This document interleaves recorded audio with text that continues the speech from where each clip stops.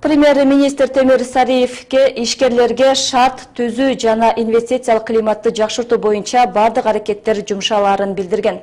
Бул багытта өлкө аймагындагы ишкерлерге колдоо көрсөтүлүп, ишмердүүлүгүн жүргүзүүгө шарттар түзүлүүдө.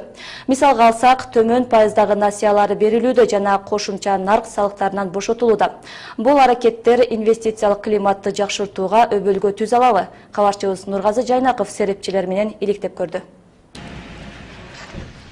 Ишкерликке шарт түзүү жана инвестициялык климатты жакшыртуу үчүн айыл чарба продукцияларын кайра иштеткен ишканаларга кошумча нарк салыгы боюнча жеңилдиктер узартылды. Ошондой эле лизингдик компаниялар кошумча нарк салыгы, киреше салыгы жана сатуудан түшкөн салыктардан бошотулду.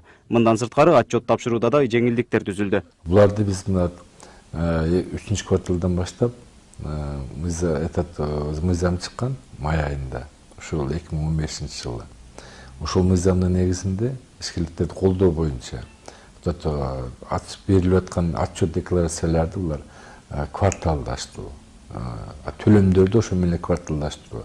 Бирок дүйнөлүк рынокто баалардын түшүп кеткендигинен улам айыл чарба багытындагы өндүрүштөр солгундап кеткен. Натыйжада Ош областындагы тамекини жана пахтаны кайра иштетүүчү ишканалар чыгымга учураган. Көпчүлүгүнүн ишмердүүлүгү токтогон. Кыргызстан ЕЭПке мүчө болгондугунун натыйжасында бүгүнкү күндө бул уюмга кирген өлкөлөр ортосунда соода алакалары жанданары айтылууда. Анын алкагында кайра иштетүүчү өнөр жайларды ишке киргизүү маселеси чечилери күтүлүүдө. Областта 8, кээ бир мезгилде 10га жакын ишкана токтоп турат.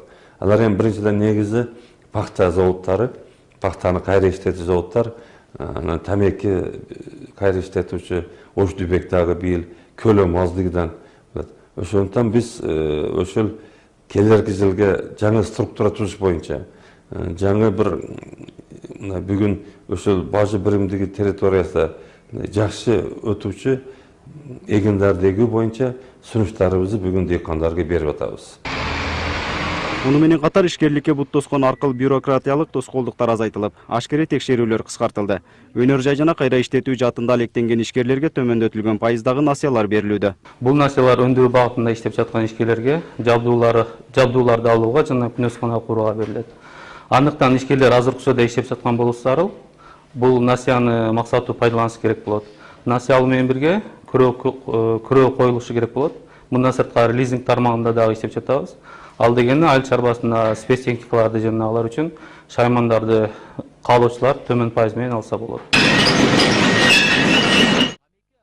Ишкердикти өнүктүрүүдө мамлекет тарабынан көрүлүп жаткан аракеттер инвестиция тартууга өбөлгө түзүүдө. Натыйжада Россия Кыргыз өнүктүрүү фонду Кыргызстандын айыл чарба өндүрүштөрүн жана кайра иштетүү тармактарын колдоп каржылоого алышууда. Муну менен айыл чарба продукцияларын экспортко чыгарып, өлкөнүн экономикасын чыңдоого шарт түзүлүүдө. Өкмөт тарабынан ишкерликти колдоо боюнча жеңилдиктер берүү бул эң туура маселе, себеби кайсыл мамлекет болбосун анын экономикалык өзөгү болуп, ишкердүүлүк болуп эсептелинет да.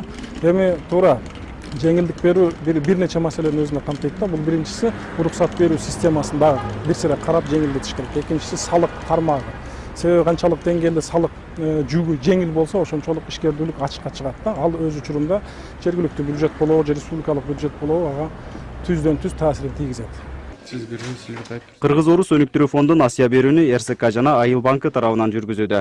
3 миллиондон ашык каражатты фонддун өзүнөн гана алууга болот. Ош областы боюнча 1000ден ашуун ишкерлерге 10% өлчөмдө 406 миллион сомго жакын насыялар 2 жылдык мөөнөт менен берилди.